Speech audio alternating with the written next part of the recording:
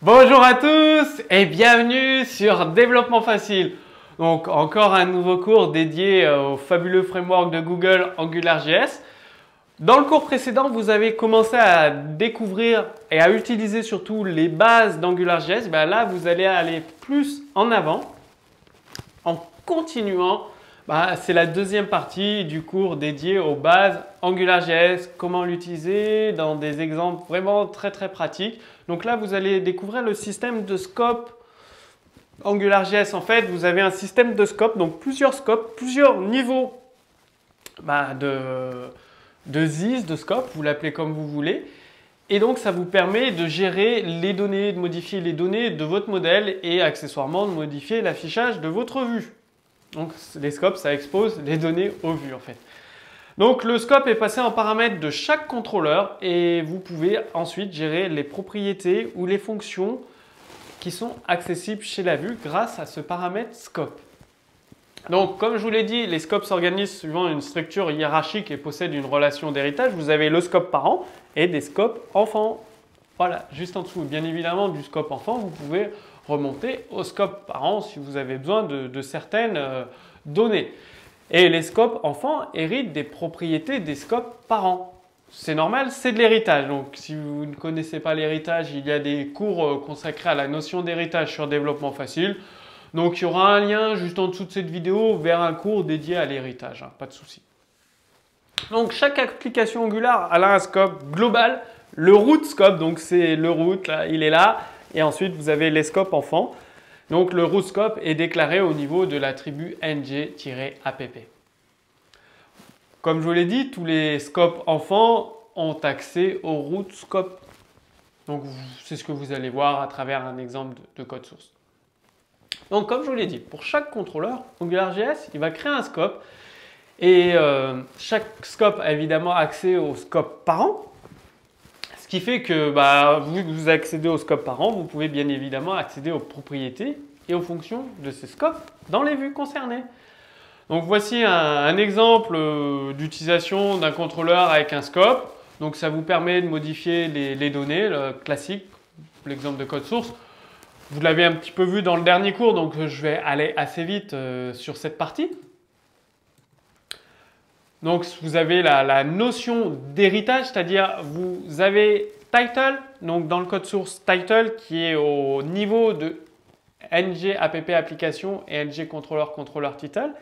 Et en dessous, le contrôleur avec retitle, c'est-à-dire vous aurez deux fois le même titre dans l'application, mais c'est pour vous montrer la notion d'héritage et page title. Parce qu'ils sont dans le deuxième div ng controller au contrôleur et l'enfant du contrôleur au contrôleur title.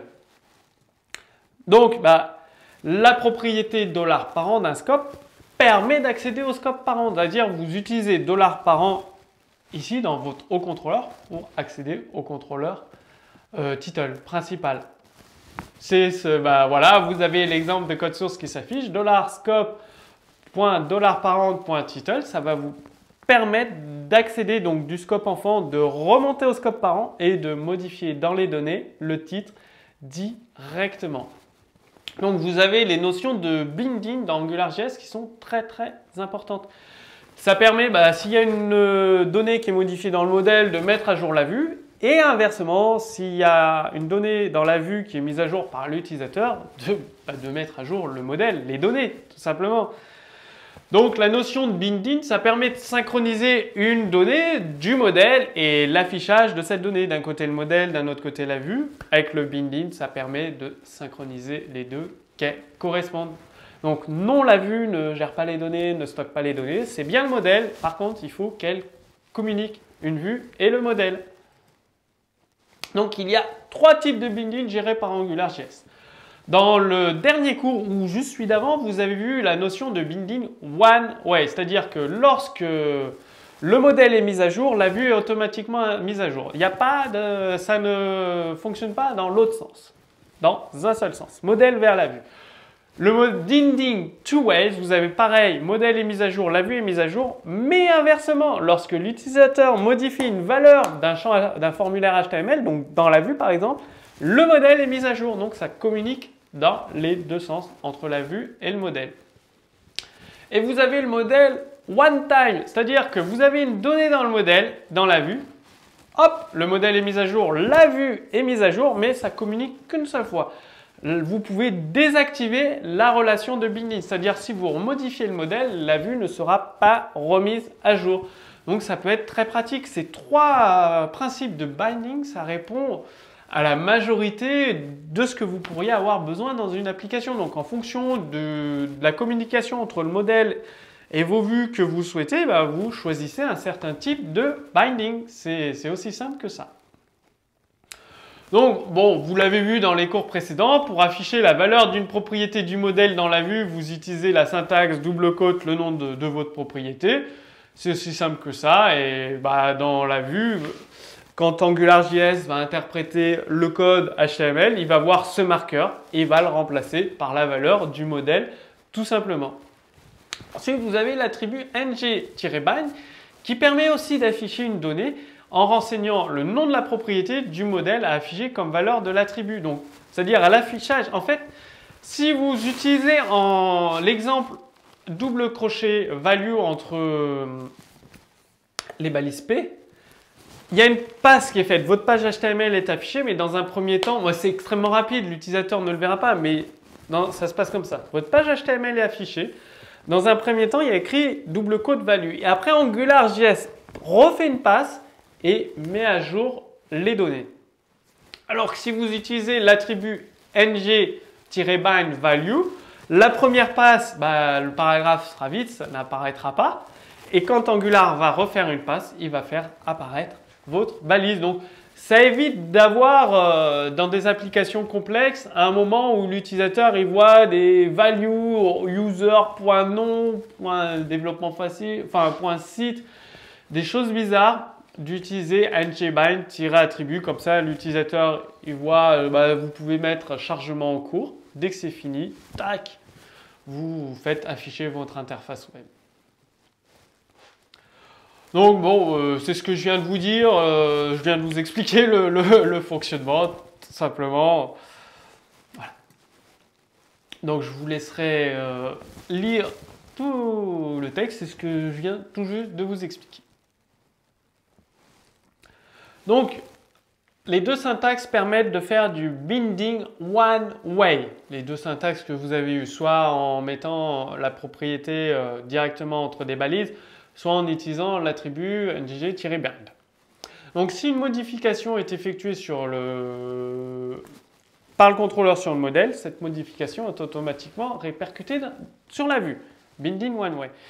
Et si la valeur est modifiée au niveau de la vue, elle n'est pas prise en compte par le modèle. Donc ça, c'est ce que vous avez vu. Le binding one way, c'est idéal si vous souhaitez afficher une donnée du modèle sans qu'elle soit modifiable par l'utilisateur. C'est-à-dire, c'est vous qui modifiez la donnée du modèle. Dès qu'elle est modifiée, elle est remise à jour dans la vue. Mais si, par exemple, il y a un formulaire, l'utilisateur modifie cette donnée, elle ne sera pas modifiée dans le modèle. C'est du binding one way, c'est-à-dire une seule route de communication, dans un seul sens, tout simplement. Donc, voici un exemple pratique. Comme ça, je vais vous montrer en direct sur un exemple de code source comment fonctionnent les différents types de binding. Ça va mieux vous parler. Alors, voici l'exemple de code source qui accompagne ce cours sur les scopes AngularJS, c'est-à-dire comme le code source précédent, vous avez votre zone. Donc là, vous avez une zone supplémentaire de connexion. C'est pour vous montrer un petit peu ce qu'il est possible de faire. C'est un petit aperçu du prochain cours. Surtout, ce qui nous intéresse, c'est cette zone ng-bind value et value qui est bien remplacée par une valeur affichée via AngularJS qui est renseignée ici. La value, elle est renseignée ici. Ça veut dire... voilà, si je rajoute ça, que je recharge la page, vous avez deux façons d'afficher une valeur avec AngularJS, soit entre double crochet, double quote, soit avec ng-bind et value, avec les avantages par rapport à l'une et l'autre, bien évidemment. Et vous avez la possibilité de remonter au scope parent aussi, ce que vous avez vu dans le cours. Donc ça ne change pas, vous connaissez. Par contre, ce qui est intéressant, c'est de remonter au scope parent logging error. Là, vous avez logging user qui est appelé ici lorsque l'utilisateur soumet le formulaire, vous appelez login user et vous remontez au scope parent pour récupérer la valeur valide login qui est ici. Donc vous voyez bien que ce n'est pas le même scope, qu'il faut remonter au scope parent. D'où la notion de dollar parent, dollar scope, dollar parent. Pensez toujours à l'héritage.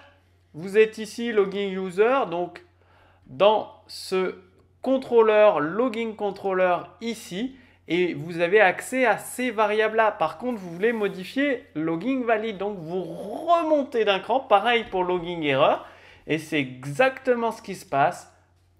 $scope.$parent, login valide, $scope.$parent, login erreur.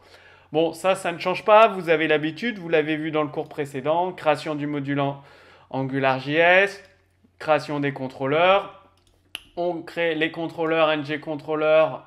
Pareil, l'application ngApplication, ça, vous avez l'habitude, j'y reviens pas. Ce qui est vraiment important dans ce code source, c'est ngbind value, deux façons de remplacer des valeurs avec AngularJS, donc qui est renseigné ici une seule fois et ça remplace automatiquement les deux valeurs.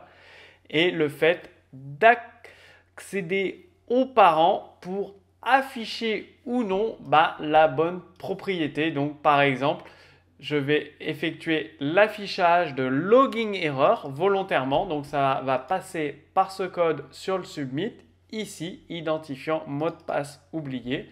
Donc je rentre des identifiants, tout simplement, se connecter, erreur de connexion, vérifier votre mot de passe parce qu'on est bien passé par le scope parent. Tout simplement, une fois que vous avez compris la logique d'AngularJS, vous allez voir que c'est très très simple d'utiliser tout le potentiel de ce framework. Alors maintenant, c'est à vous de jouer. Comme d'habitude, vous avez le code source disponible sous ce cours vidéo.